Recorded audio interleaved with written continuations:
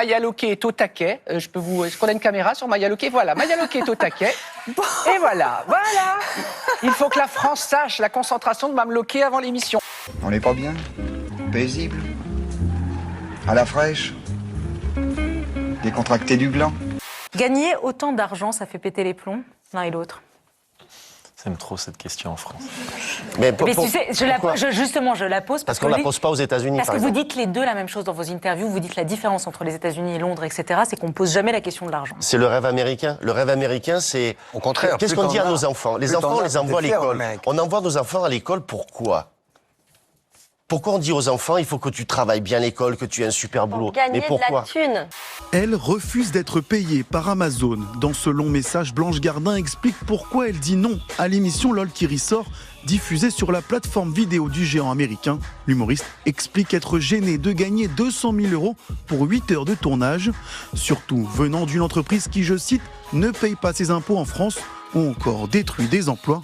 C'est une problématique en France. En France, on ne dit pas combien on gagne. Moi, en Angleterre, c'était affiché. Tout le monde savait combien les personnes gagnaient. Aux États-Unis, bon, je ne sais pas si... Voilà.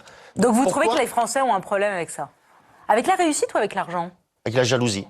Avec la jalousie, vous vous dites quoi? Ouais, pareil, la jalousie. Mais vous avez vécu... moi, j'ai rien vécu du tout. Pendant des années avec uniquement de l'espèce. Non, pas du tout. Si. Ah, pas du tout. Si. Pas du tout. Avec la mallette, Benjamin. Pas du tout. Elias. Non, mais pas du tout. Budget. Non, mais pas du tout. Tous ces billets, Benjamin. Dans ton cul. Allez, Les gens disent que je t'utilise. Pour la maille, tu n'es pas ma cobaye. Mais je me fabrique des souvenirs. Cette aventure entre toi et moi. 4 étoiles pour la suite. C'est de la folie. Viens, on monte un empire. Si je dévoile mes recettes, c'est pour faire des lions-mis. Avec mamie, tête à tête, y a une belle alchimie. Je me trouve plutôt normale. Je dis, bah, je suis pas belle, pas laide. Je me suis trouvée toujours dans la moyenne. Et je fais un métier où souvent l'apparence est très importante, surtout pour une femme. Quand j'ai commencé ce métier, pour jouer les jeunes filles, jouer des jeunes premières, c'est-à-dire des rôles très, où il faut être joli, il faut être gracieux. Et j'étais pas tout ça. Vous? Oui. Vous, Sophie. Vous savez que je vais finir par me vexer. Je plaisante, je sais très bien. Ma mère vous adore.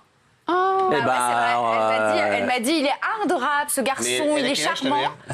Bah, maman, elle est née en 37, donc je sais pas. Oui. Elle n'entend plus, elle voit rien, quoi. T'es méchant.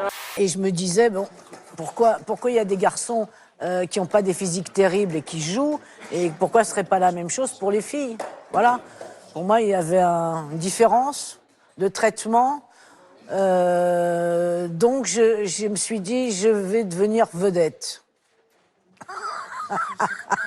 Je vais devenir vedette parce qu'il n'y a pas de raison que je ne devienne pas.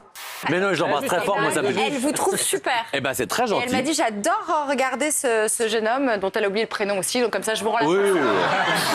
Entre Alzheimer, on va pas se marcher dessus. Et du coup, la note. En plus, c'est vrai. Ah, pardon. Pauvre.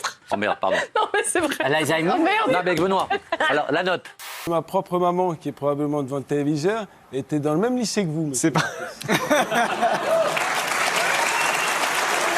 Le lycée Vaugelas. Ah, le lycée Vaugelas à Chambéry. D'accord, ok. Vous y avez laissé de bons souvenirs. La légalisation du mariage homosexuel était une promesse de campagne du candidat Hollande en 2012. Le projet de loi a été présenté à l'automne par Christiane Taubira, ministre de la Justice. Le député Erwan Binet en était le rapporteur. Nous nous attendions à une opposition parlementaire. Nous ne nous attendions pas à une opposition aussi massive dans la rue. Les opposants au mariage homosexuel se regroupent sous le nom de Manif pour tous pour dénoncer un texte qui serait selon eux préjudiciable aux enfants. Vous avez eu le temps de vous occuper de votre fils? Très peu, trop peu. C'est ce qu'il me dit en tout cas. Vous avez culpabilisé? Enfin, je pourrais vous retourner le compliment. Mais il y a toujours un moment où on travaille trop. Oui. Pam. Et là, je me tais, en fait. Salut. À la maison. Contrairement au PACS qui existe depuis 1999, le mariage ouvre le droit à l'adoption. Une des figures du mouvement est l'humoriste Frigide Barjot. C'est le mariage homo qui enlève le mariage civil tel qu'il était prévu entre hommes et femmes depuis la nuit des temps.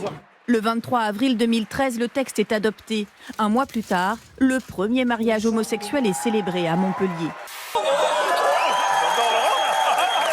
Voilà. Et voilà. Et voilà. Et voilà. Eh ben, vous voulez que je vous dise, c'est pas mal. Oh là là. Incroyable. Camille, tu sais ce qu'il faut faire quand tu touches une méduse? Qu'est-ce qu'il faut faire? Il faut que tu te fasses pipi dessus pour éviter les piqûres et les D'accord, brûlures. je vais rester à distance alors. Voilà. Ces cueilleurs qu'on vous montrait hier dans le 13h qui ramassent des champignons, eh bien après vérification, attention, ce qu'on a vu dans le reportage hier, ce sont de fausses morilles que l'on appelle des gyromitres. C'est très ressemblant, vous le voyez. À droite, les morilles, à gauche, ces fausses morilles, les gyromitres. Il ne faut absolument pas les consommer. Elles sont classifiées comme toxiques et parfois même mortelles. Ne les consommez pas donc, surtout. Attention parce que les chenilles, c'est vénéneux. Hein. Urticaire, crise urticaire, attention. Dites-moi, Elodie, j'ai l'impression que vous avez vraiment envie de me faire pipi dessus. La fœtus, la chenille. Le ministère de la Défense qui a de son côté diffusé cette semaine un film épique pour inciter les Russes à suivre leur vocation. C'est vraiment comme ça que vous rêviez de défendre votre patrie?